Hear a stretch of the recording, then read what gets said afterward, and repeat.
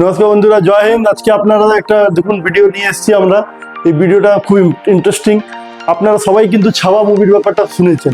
এর মধ্যে দুটো অ্যাক্টর খুব ভালো অ্যাক্টিং করেছে। একটা বিকি কৌশল, যে সম্ভাজি রাজা হয়েছে মহারাষ্ট্রের, যিনি কিং ছিলেন, শিবাজি মহারাজের ছেলে। আর একটা অরঙ্গজেব যে রোল করেছেন অক্ষয় খন্না। আপনারা জানেন খুব ভালো রোল হয়েছে। অনেকেই কিন্তু এখন আমাদের ভারতবর্ষে এটা নিয়ে ঝামেলা শুরু হয়েছে। ঝামেলা এটা অরঙ্গজেব গিয়ে কবরস্থানটা খুঁজতে গিয়েছে।